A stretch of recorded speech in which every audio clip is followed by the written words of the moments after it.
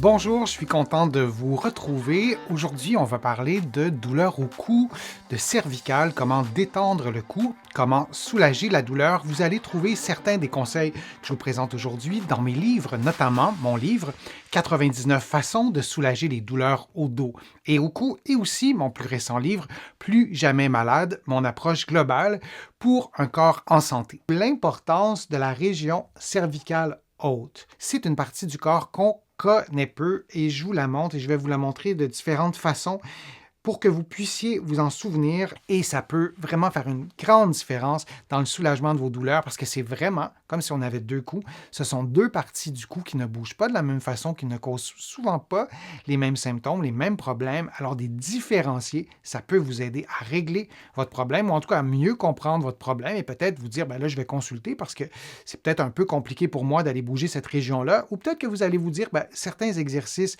font du bien et vous allez peut-être les utiliser pour améliorer votre condition. Alors, 7 vertèbres dans le cou, et vous voyez les deux premières, on va les revoir de différentes façons, elles sont différentes. Il n'y a pas de disques intervertébraux entre les deux premières. Si je vous le montre, je vous montre la même chose, mais bon, autrement, là, c'est une autre illustration. Ce qui est en blanc, ce sont des ligaments, ce n'est pas le disque intervertébral. Et vous voyez aussi qu'il y a des vaisseaux sanguins, en ce qui est en rouge et en bleu, et il y a aussi des nerfs. Vous voyez, il y a des vaisseaux sanguins qui passent par des petits trous qui sont situés dans les vertèbres, ce n'est pas du tout anodin. Et la région cervicale haute, pour le résumer, ce sont elle est constituée des deux premières vertèbres cervicales. Ça ressemble à ça.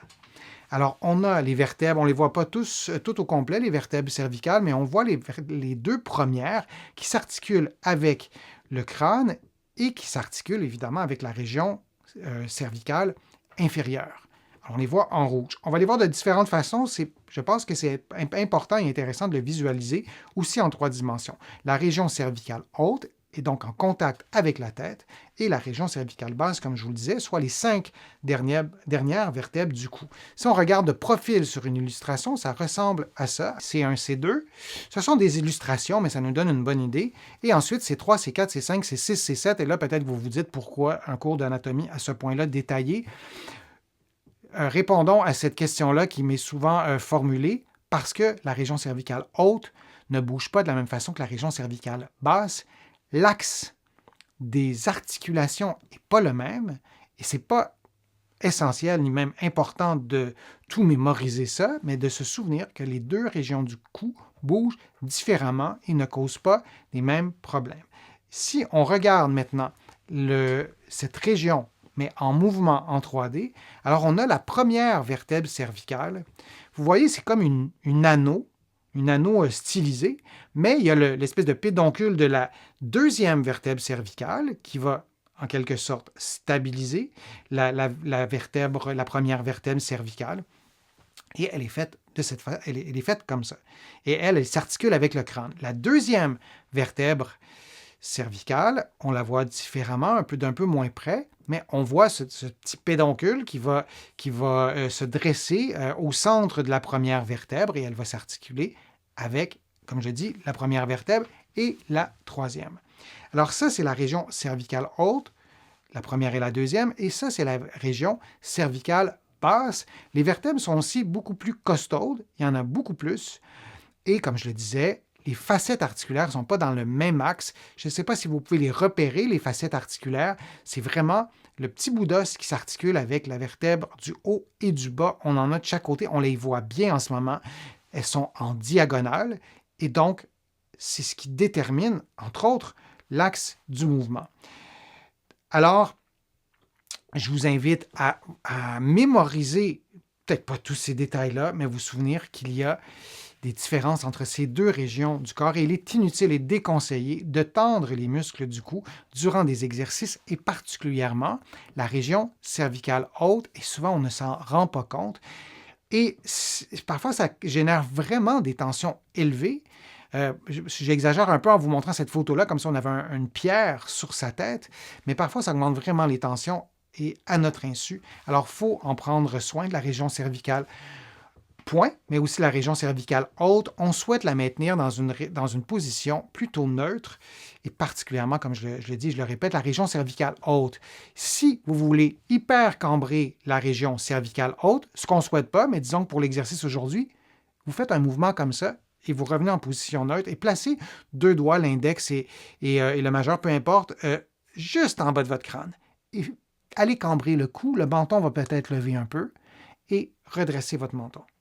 Et si vous faites une flexion comme ça, ou si vous faites une rotation, vous allez voir que ça ne bouge pas tant que ça. Ça ne bouge pas beaucoup. Mais si vous faites un mouvement comme ça d'hyper-cambrure du cou, vous allez sentir tout de suite qu'il y a un mouvement qui est là, qui se fait, entre autres, au niveau de la région cervicale haute. Vous aviez vos doigts, si vous les avez mis tout de suite en dessous de votre crâne, à l'endroit où les vertèbres sont rouges, la région cervicale haute. Et lorsqu'on va cambrer ou trop cambrer le cou, ça peut ressembler à ça. Bon, c'est évidemment un exercice que je vous déconseille totalement, à moins d'être en super forme, d'avoir une bonne stabilité lombaire, d'avoir une bonne force, une bonne endurance au niveau des muscles du tronc. Je pourrais ajouter d'autres éléments, mais vous voyez que sur la photo, la personne, ça aussi, je vais vous poser la question, est-ce que c'est clair pour tout le monde, qu'il y a vraiment une cambrure au niveau du cou, on sent que le cou est tendu, on sent probablement que la position de départ, elle n'était pas idéale, il aurait fallu surélever la tête. On n'a pas tous une mobilité complète. On a parfois une mobilité complète, mais une morphologie qui fait en sorte qu'on a besoin de surélever la tête. Sinon, dans un exercice comme on voit en ce moment, sinon on va la tête va aller trop vers l'arrière. Les personnes qui sont en surpoids, en situation d'obésité, qui ont une épaisseur de tissu adipeux assez élevée, lorsqu'elles se couchent sur le dos, on n'a pas de gras derrière le crâne. Et là, ce n'est pas un jugement de valeur. L'obésité, c'est un sujet sensible. Ça aussi, je vous en ai souvent parlé, mais on n'a pas de gras derrière la tête tant que ça. Donc, il va y avoir une trop grande différence. Alors, si on fait nos exercices, par exemple, sans surélever la tête, on va hyper cambrer le cou. Et dans un contexte de névralgie d'Arnold, par exemple, si on a toujours le cou cambré, pas toujours, mais souvent, et parfois toujours, c'est pas une bonne idée d'aller générer des tensions. Et vous avez vu la photo tout à l'heure avec la pierre sur la tête, c'est un peu caricatural, mais les tensions sont vraiment augmentées, c'est vraiment pas mineur. Alors, on ne veut pas placer la tête comme ça, mais imaginez, j'aurais pu le faire, je n'y ai pas pensé, imaginez que je prendrais la même photo, que je ne garderais que la tête et je placerais la photo à la verticale. La personne pourrait aussi tenir sa tête comme ça tout le temps. J'ai des patients qui sont comme ça et qui sont incapables, c'est pas de la mauvaise foi, ils sont incapables d'aller allonger, d'aller assouplir cette région-là. Je vais vous montrer un exercice bientôt pour pouvoir assouplir cette région-là, ou en tout cas tenter d'assouplir cette région-là s'il y a un peu de place pour de la souplesse. Alors, quand on fait des exercices comme je vous l'ai montré, lorsqu'on dort, lorsqu'on s'installe au sol, peu importe la raison, pour faire du yoga, peu importe, on veut surélever la tête. On veut avoir la tête dans une position neutre. On veut que l'oreille, les épaules, là, on ne voit pas tout mon corps, mais le bassin forme une ligne droite. Et dans mon cas, la surélévation, elle est blanche. Là, c'est tiré d'un de mes livres. Là, on ne voit pas parfaitement sur cette photo-là, mais je pense que c'est clair pour tout le monde. Et pour la photo de droite, j'ai pris une serviette roulée. Moi, j'aime bien utiliser lorsqu'on fait des exercices, et je vais vous en montrer un, quelque chose de ferme. J'aime bien utiliser un livre ou sinon une serviette roulée, mais une serviette roulée très fermement pour pouvoir s'assurer de bien mesurer la distance entre la tête et les épaules. J'ai des patients qui doivent ajouter 10, 20 cm, 10, 15, parfois 20 cm de surélévation. Sinon, on est en hyperextension cervicale haute. Et l'objectif pour ces patients-là, c'est de réduire l'espace, peut-être pas comme celui de le petit bloc qu'on a mis sur l'illustration de gauche, mais de réduire cette hauteur-là. Alors, si vous mettez un livre, c'est beaucoup plus facile de comparer un livre avec un autre, de voir que, OK, on a diminué un peu. Vous allez comprendre, ça va être plus clair pour vous dans les prochaines minutes, mais de prendre un objet qui est assez ferme, une serviette roulée, mais encore mieux, un livre. Alors, l'exercice, c'est un mouvement de flexion et on ajoute un mouvement de rotation. Vous pouvez faire l'exercice les premières fois 2 fois moins vite que ce que je vous montre à l'instant. Donc, vous allez faire un mouvement de flexion et on ajoute à ça, vous le voyez, un petit mouvement de rotation vers la droite et un petit mouvement de rotation vers la gauche. On revient en position neutre et on redresse la tête. C'est le mouvement. Ce n'est pas un mouvement rapide, ce n'est pas un mouvement extrême. On ne veut pas pencher la tête au maximum, tourner au maximum. On y va vraiment avec douceur. Et le fait de combiner ces deux mouvements, ça nous permet de cibler un peu plus les vertèbres qu'on souhaite mobiliser, qu'on souhaite bouger. Et vous faites 10 mouvements de chaque côté. Si le mouvement reproduit de la douleur, si le mouvement reproduit un mal de tête, si le mouvement reproduit tout symptôme, c'est peut-être parce que vous avez un problème avec la région cervicale haute qui doit être évaluée. On ne fait pas toujours ce mouvement-là dans la vie de tous les jours. Et lorsqu'on a un problème avec la région cervicale haute, souvent notre corps bloque les choses et va utiliser un mouvement des épaules, va trouver une façon de ne pas faire ce mouvement-là. Alors, si vous faites l'exercice tel quel, vous n'avez pas le choix de le faire, le mouvement. Et si ça reproduit de la douleur, vous arrêtez le mouvement et vous consultez un professionnel de la réadaptation. Je vous le dis souvent, mais c'est important. Un deuxième exercice que je vous montre, avant de vous le montrer, je veux vous présenter une façon de placer des serviettes. C'est plus facile de vous le montrer en photo. Vous pourriez, même je vous conseille les premières fois, d'utiliser cette installation-là. Vous prenez 2 serviettes que vous croisez. La serviette bleue, vous voyez, je suis adossé sur la serviette, donc je stabilise la serviette. Et les serviettes rouges, je les tiens avec mes mains. J'ai pris des serviettes de couleur pour que ça soit clair pour tout le monde. Et on fait un exercice d'extension. Là, je vais vous montrer une photo, mais je ne vous demande pas de faire le mouvement tout de suite. Je vous demande juste de mémoriser ce mouvement-là. Mais ce n'est pas celui-là qu'on va faire tout de suite. Et là, l'exercice que je vais vous montrer, je vous le montre en utilisant mes mains. Je n'utilise pas des serviettes. Mais moi, je vous conseille la première fois d'utiliser les serviettes, de vraiment vous installer comme vous avez vu avec les 2 serviettes de couleur. Alors, ce qu'on fait, c'est qu'on rentre le menton en expirant doucement. On essaie de rester détendu et on relâche. C'est un petit mouvement.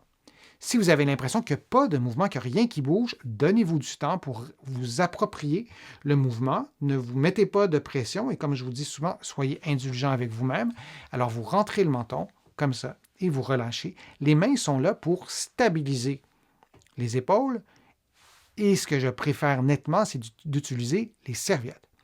Ce que vous pouvez faire aussi comme deuxième partie du mouvement, parce que la première partie, c'est une mobilisation de la région cervicale haute. Et si vous placez vos doigts, vous allez sentir que ça bouge.